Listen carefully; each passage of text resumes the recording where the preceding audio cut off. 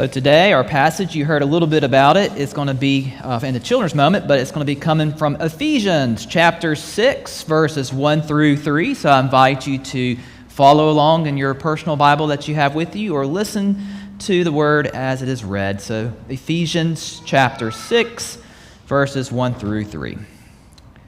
Children, obey your parents in the Lord, for this is right.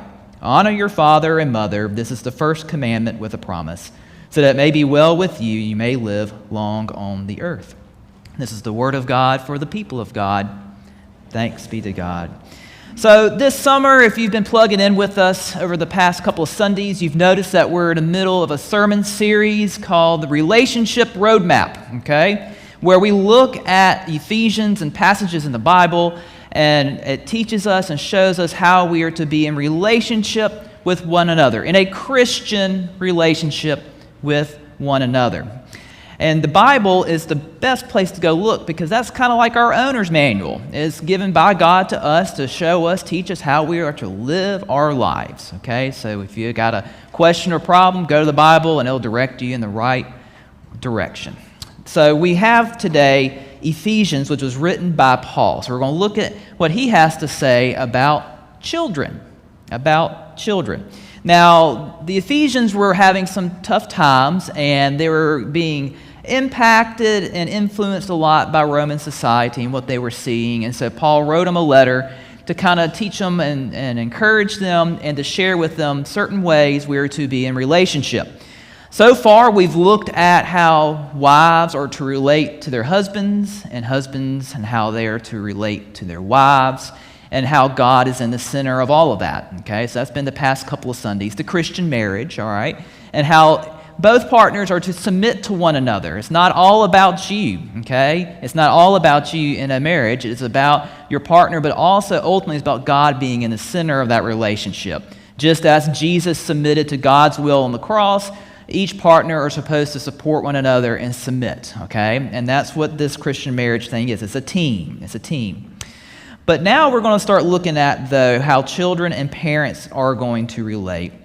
And so we're going to look at the first verse. Okay, the first verse here says, and this is for my younger peeps in here, those that are under the age of 18 or 18 still living with parents or in a household where you're not in charge, okay? This first verse is for you. It says, children, obey your parents in the Lord, for this is right.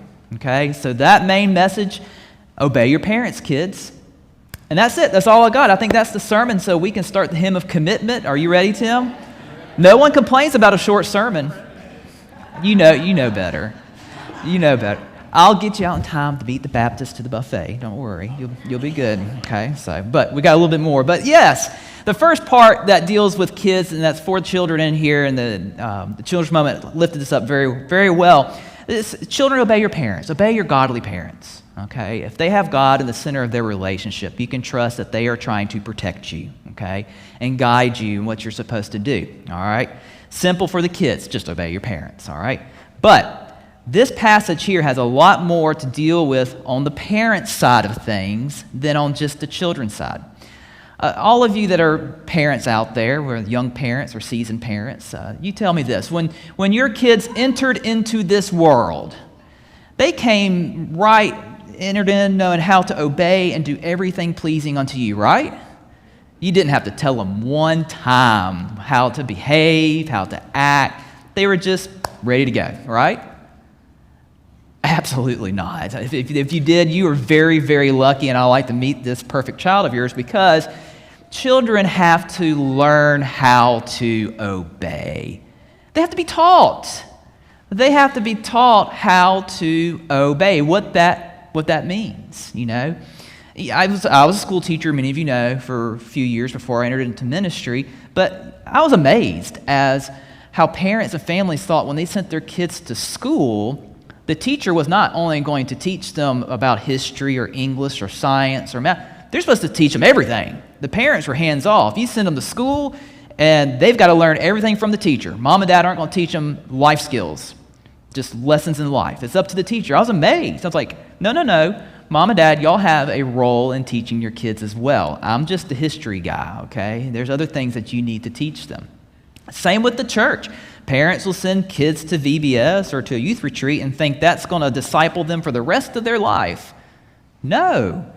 Yes, church is important. Yes, your ministers are part of that, but they're not the only piece in your child's discipleship. You are. You're important. It's a partnership between the church and the family and other Christian adults to disciple the child. So children have to be taught, okay? They have to be taught certain things, and a lot of them have to be taught by their parents, okay? Just as they had to teach how to obey you and whatever rules you set forth. I remember my mom, early age, one of her big things that she wanted to teach me was respecting other adults, and one way that I was taught to do that was to say, yes, ma'am, yes, sir, no, ma'am, and no, sir. And look the adults in the eye and talk to them where they can hear you. That was just driven into me as early as I can remember. And I still carry that with me in life, especially when I'm meeting new adults or people of respected positions or whatever it is. I'll say, yes, sir, or yes, ma'am, or whatever. And sometimes when I leave the state of Mississippi, I'll get in trouble for it because other parts of the country don't teach it that way. But that's what I was taught early on. I always said yes, ma'am, and yes, sir to them growing up. And that was just how we were raised. The other thing that I was taught, how to keep a clean room, okay? Saturdays, I love Saturdays, especially when the weather was nice, because I had a lot of neighborhood friends, and we lived out where there's woods everywhere, and we can ride our bikes and have a good old time. And I'd see my friends outside playing, but I couldn't go until my room was cleaned. Not just straightened, but vacuumed and dusted and Windexed and the whole 9 yards. And before I can go out and play with my friends, my mom would come in, and on my bookshelf, that was the big culprit, because I didn't pull everything off the bookshelf, all the knickknacks and whatever. I was kind of just whoop, whoop, around it real quick. Oh no, the finger goes out, runs it across the shelf. You got dust, you ain't going out until that dust is gone. Go back and get the pledge and this old T-shirt rag we've had forever, and just get it all out of there, okay? But then I got older than my dad. He taught me a few things. He taught me how to do yard work. Okay, yard work. And now I had roughly 2 acres of yard and a lot of pine trees. My job before my dad got on his ride mower was to go out and pick up all the pine cones and all the sticks. Yeah, it does build character, I tell you that much. And so I was out there picking up pine cones and picking up limbs from the pine trees, and I thought I did a good job. I thought I kind of kicked some around where he couldn't see. Oh no, got to go back and get them before he went out there and did the lawnmower. And then when I got old enough to cut the grass, I still couldn't do the ride mower. That was his. I had to do the push mower. That was not self-propelled, okay? That had the small wheels and not even a big back wheel. It was all just, good old-fashioned, probably 1980s push mower, all right? But then when I cut the grass, he had to teach me on how to cut the grass. And when you cut your rows, you got to go over the other row a little bit, because if you go too far over, you have a strip of grass that sticks up, And I swear I got all the grass. I'd be like, you missed a row. I see something sticking up right there. You need to run it back over there. And they'd show me the right pattern on how to cut the grass. These are all things I didn't know until I was taught by my parents, but I still remember to this day. And I still do. I try to pick up sticks before I cut the grass. I still try to straighten up my bedroom, because to me it just doesn't feel straight unless it's all nice and neat sometimes. I like to make a bed. It's a good clean bed to get in at the end of the day. These are things that I was taught as a child, though. And I was taught respect and how to obey trusted adults and how to be respectful to my parents and how to do my chores and things of that nature, because I didn't know. So when we get to this passage here in Ephesians, where, yes, children obey your parents in the Lord, meaning that your parents are godly parents. As you obey the Lord, obey them, for this is right. Parents, you have to still teach your kids what that means, too. Okay, so there's a little bit of work on your end of the deal. So those are just some of the things right there that we have to learn about with obeying.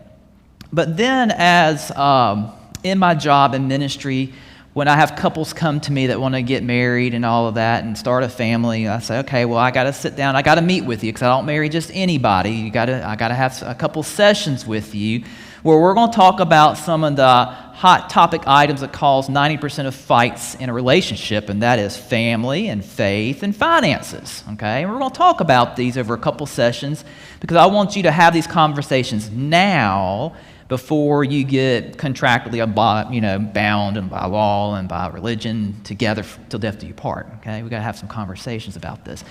And when you think about it, when it comes to the family piece, many people, all people in a relationship, will bring their family experiences with them into that relationship. How they were raised will impact how they will relate to one another in that marriage. How they saw their parents interact and parent. They'll bring it with them. So you got to unpack it, unpack the baggage. Let's talk about it. Have y'all thought about how you're going to raise your children? Okay, if you decide to have kids and you're able to, how are you going to do this? Because if you don't have that conversation now, different parenting styles will lead to a lot of fights. So let's get this kind of going right now. So we talk about that, and it's kind of fun to see them all kind of lay out, oh yeah, my parents did this, so I want to see if we can do that, and my parents did that, and I didn't like that, so we'll do this different. They'll get a good plan usually after I'm done talking to them.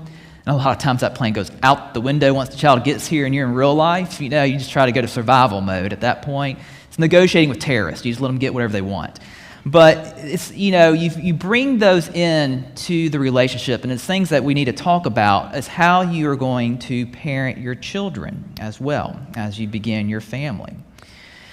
But as things happen in life, you get older, okay? And your parents get older as well. And so this passage also deals primarily with the adults in the room, especially adults that have elderly parents. See, Paul says, honor your father and mother. This is the first commandment with a promise, so that it may be well with you, you may live long on the earth. So this is mainly dealing with your elderly parents in this passage and how you are to relate to them. There's sometimes in life where your relationships with your elderly parents are great until the very end, and consider yourself blessed. For some individuals, your relationship with your elderly parents get estranged. Things happen in life. And this is not telling you that you should always obey your elderly parents, because once you're an adult. But you still are called to honor your father and your mother, which is sometimes different than obeying. There's a song that I hear every now and then, and it makes me think about this passage. And sometimes as we get older, our relationships with our parents and other loved ones get strained. Have you ever heard the song Cats in the Cradle? Oh, yes. So it starts out with this. It says, the father says, my son turned 10 just the other day, and he said, thanks, Dad, for the ball. Come on, let's play. Can you teach me to throw? And the dad said, not today. I got a lot to do. But the son said, that's okay. And he walked away with a smile, never dimmed, and said, I'm going to be like him, my dad. Yeah, I'm going to be like him. And as the song finishes up, the father says, I've long since retired. My son's moved away. I've called him up just the other day. I said, I'd like to see you if you don't mind. But the son said, I'd love to, Dad, if I could find the time. You see, my job's a hassle and the kids have the flu, but it was sure nice talking to you, Dad. It's been sure nice talking to you. And as the dad hung up the phone, it occurred to him that he had grown up just like me. My boy was just like me. In life, that just happens sometimes. Your relationships get strained, and it's not the same as it was when you were kids. And I'm here to tell you that that's okay. And you can still honor your parents while they are either away, estranged, or you don't always agree exactly on the same thing. You still can honor them and respect them and value the things that they taught you when you were younger, the things that shape and mold you, the positive things that you share with your own children, hoping that one day that you will be able to play ball with your kids and they'll come visit you when you're retired. But you do all this because of this main foundation that's a part of all Christian relationships. And that's something we talked about with the husband-wives. It's what we're talking about with the children. We'll talk about more things later. It's the foundation of love. Love is the foundation of all Christian relationships. And sometimes love comes easy. Sometimes love is difficult, and it's a choice. But we are called to love. We are called to love our children. We are called to parent them out of love and not anger or despitefulness or whatever. We're called to honor our older parents out of love. Love is the foundation in which all Christian relationships are based on. And we see that ultimately in what Jesus did for us, for sacrificing himself for us out of love. And so may we, through this series, may what we've learned here with children obeying your parents and parents teaching your children and honoring your elderly parents, that we understand that in the foundation of all of those is love. So may we remember that as we go throughout our week and as we look at our relationships and those that are in our lives. Let us pray.